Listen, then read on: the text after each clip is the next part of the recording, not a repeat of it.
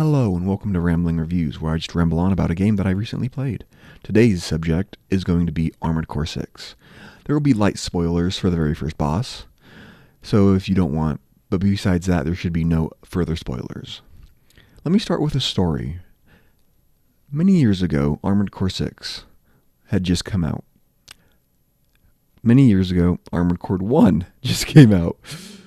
And me, being excited about a mecha game, flying around, shooting stuff, blowing stuff up, go to the local video store to rent it. I was horrible. I wasn't very good at all. And the concepts, and I just wasn't learning it or getting it. The concepts weren't clicking. But I still kept renting it because the idea of it was so fun. Now, fast forward many years where Armored Core 6, got it right this time, comes out. I get it the first day. I'm very excited. And I play it for several hours the first day. I think 5 to 6 hours. Things are going smooth. I'm buying parts. I'm not really experimenting with builds because what I first wanted to do was working. Enter the first boss, Balteus. He is, I feel, a hard check for concept to see if you understand or are willing to embrace concepts of the game. I was not. I bashed my head over on him for hours until I beat him with the build that I had. Which goes to show that you can do a lot with whatever you want in the game. But that led me to setting down, but that struggle I had led me to setting down the game until about 2 weeks ago when I decided to pick it back up. And that's when I fully started trying to engage with some of the systems. Which, the first I'm going to talk about, customization of the mech, which is a big part of the game, I feel. Because as you're learning the game, you're probably not as, your skill's probably lacking a bit as you're still learning and engaging with the systems, learning how to dodge, when to dodge, how encounters can go and stuff. And even if you're very good at the gameplay already, customizing your weapons and your mech's stats to a particular level or even for a particular fight can be very rewarding. You can really decimate most fights if you just roll in with the correct build or a build that really counters what they do. And it's really fun going through the very first playthrough like that. I kept switching things up. If someone was giving me a hard time, I would look at what I have and go like, oh, maybe shoulder-mounted missiles isn't the way to go. Maybe I'll try the shoulder-mounted grenade launcher and stuff like that.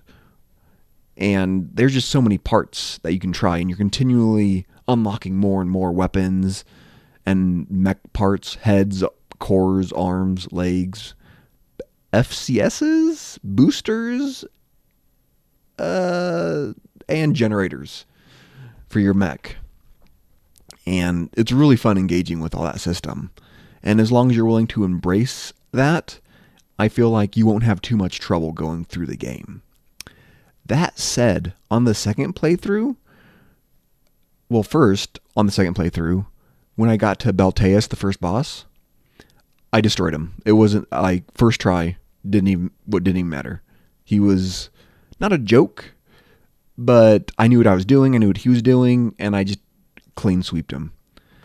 And that's really when I feel like the game changes up a little bit, because if you keep playing it, because there are multiple endings if you want to get all the different endings, and New Game Plus and stuff, I believe that the game to me almost changed, because the very first playthrough was about seeing what parts I can have and how I can counter stuff.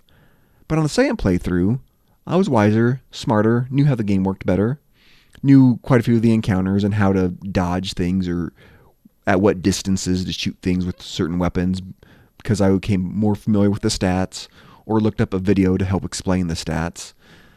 And all that led to the second playthrough being me choosing kind of one build and seeing if I could get through the game with that.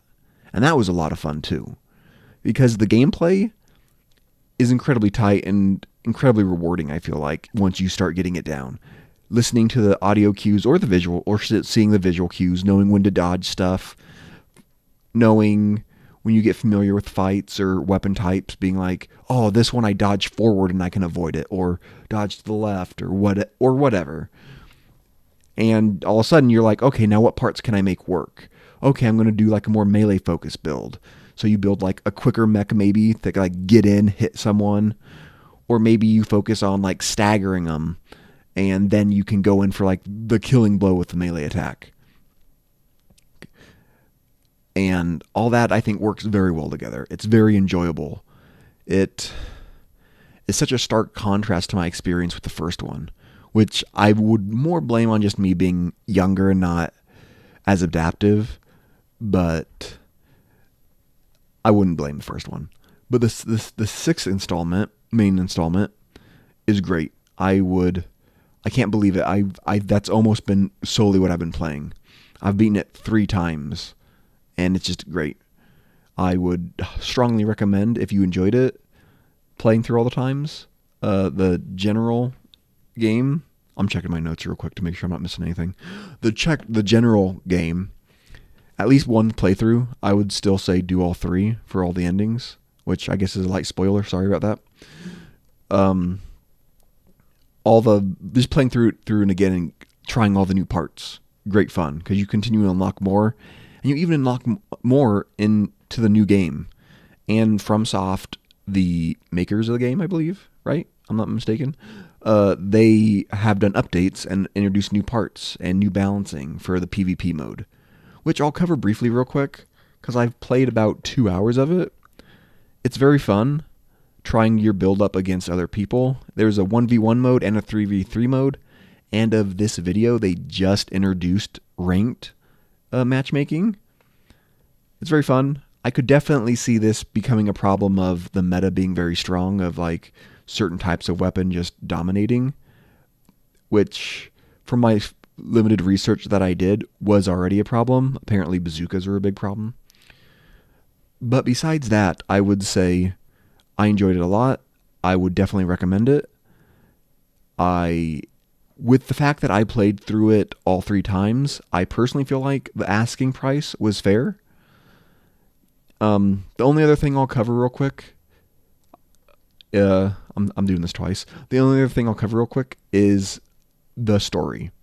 I'm not going to give spoilers, but I will say, if you're familiar with FromSoft games, the story is a lot of their tropes they use, not tropes, techniques of storytelling, like environmental storytelling and reading some of the stuff, because there aren't really item descriptions quite so much in this game, but you do pick up some things to read. There's a lot to be inferred, and then the environmental storytelling will do a lot more showing if you're looking and recognize what you see. That being said, I never felt like I didn't know what was going on, though. Sure, I may not 100% understood why someone was doing something per se, but to me at least, unlike Dark Souls, Demon Souls, Bloodborne, Elden Ring, I felt like I followed the story for the most part, even if I didn't understand 100% why this or that or the other thing happened. Although I would say characters really did grow on me. For a lot of the characters grew on me. Like, they're the people that you hate and you love to hate because they're just arrogant and gross. And then there's other people that you're like kind of rub the wrong way at first, but then you grow to love. But it wasn't like too story heavy of a game. I could see someone playing the game and not really caring. And honestly, the story I would say is just like a little like dollop of whipped cream on top, where it can be enjoyed, but if it wasn't there or you don't care about it, it's easily ignored or wiped off. Because it wouldn't surprise me if you played through this solely for gameplay. Because like I said, I played it through 3 times. I think I might even play it through a few more times. And I'm going to try to enjoy the PvP, see what that's about. Those are my thoughts. I would say good game. Play it, have fun, enjoy. Thank you for watching. Like, comment, subscribe, ring the bell. I don't know if I'm forgetting any other YouTube things I'm supposed to say at the end of videos or anything like that. It's very much appreciated. And I hope you have a wonderful day. Bye-bye. Thank you very much for watching through the whole video. please consider commenting, and subscribing, and ringing the notification bell, because all that apparently really matters, and I appreciate it. That being said, thank you so much for watching. Yeah, that was it. Thanks so much. And we had a real good time. Bye.